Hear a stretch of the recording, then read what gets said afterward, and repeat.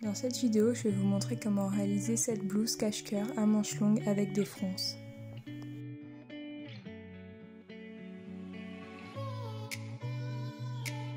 Pour la réaliser, j'ai utilisé un tissu popeline blanc de chez Tissu Ferrari. Vous pouvez retrouver leur site en barre de description. J'ai aussi utilisé mon patron que j'ai fait moi-même et que vous pouvez retrouver sur mon compte Instagram pour l'imprimer. Une fois que j'ai découpé toutes mes pièces, je me retrouve donc avec 7 pièces. 2 pièces pour les manches, 1 pièce pour le dos, 2 pièces pour le devant et 2 pièces pour les fronces du bas. Je vais tout d'abord commencer par faire les ourlets sur le bas de mes 2 manches, donc surfiler puis rabattre. Voilà ce que ça donne une fois que c'est fait. Pour le côté élastique des manches, je vais récupérer 2 élastiques que j'ai récupérés sur des masques qui doivent faire le tour de vos poignets. Ces élastiques, je vais venir les poser à 6 cm du bas de ma manche en les étirant pendant que je couds.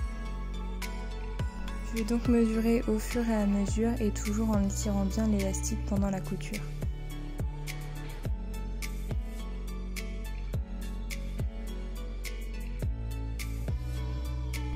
Quand c'est fini, voilà ce que vous devriez obtenir. Vous avez donc une manche élastique propre sur le dessus et sur le dessous.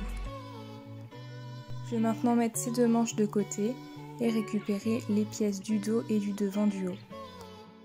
Je vais les positionner endroit contre endroit en mettant bien le cache-cœur sur lui-même et je vais coudre les épaules.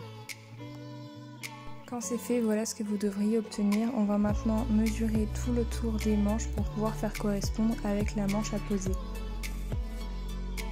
On mesure donc le tour qu'on a de la manche sur la partie principale du haut et le tour de la manche sur notre manche tout simplement. Comme le tour de la manche est plus important, on va devoir froncer le haut pour qu'elle puisse correspondre à la même longueur.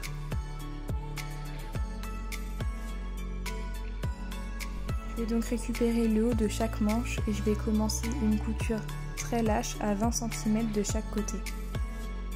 Ensuite, je vais venir resserrer cette couture et la refermer pour qu'elle corresponde au tour. Et voilà ce que ça donne. Avant d'assembler mes manches sur le reste du haut, je vais déjà égaliser mon col pour pouvoir faire mes ourlets. Donc je vais venir couper en haut de façon à égaliser les 2 parties des épaules. Quand c'est fait, je vais faire mon ourlet, donc je vais faire un ourlet double en pliant une fois puis une deuxième fois et en épinglant.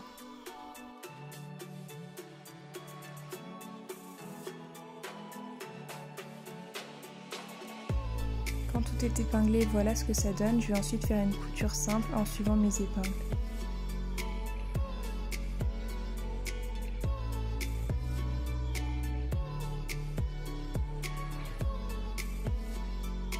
Voilà le résultat une fois terminé. Je vais maintenant venir coudre ensemble les 2 parties du devant du cache-cœur pour qu'elles soient plus stables. Vous pouvez à ce niveau-là ajuster votre haut, donc en resserrant la partie du cache-cœur. Moi j'ai enlevé 8 cm de chaque côté. J'ai ensuite fait une couture au plus près du bord en bas pour regrouper les 2 parties.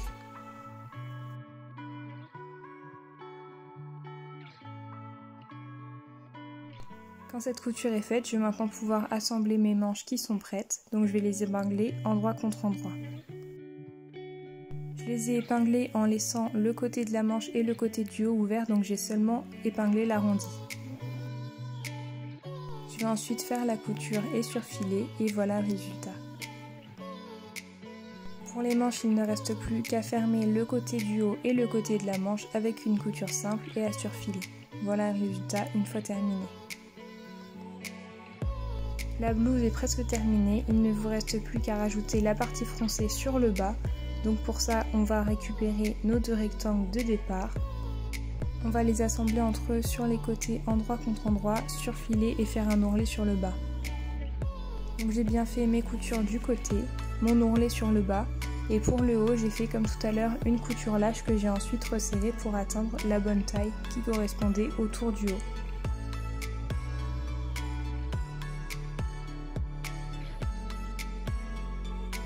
Quand c'est fait et que ça correspond bien au tour du haut, on va pouvoir l'épingler endroit contre endroit. Vous pouvez maintenant faire votre dernière couture et surfiler. N'oubliez pas une fois terminé de bien repasser votre haut pour qu'il soit bien propre. Et voilà le résultat de la blouse une fois terminée. Elle est vraiment très légère à porter et très mignonne. N'hésitez pas à me dire ce que vous pensez de cette réalisation en commentaire et à m'envoyer les vôtres sur mon compte Instagram.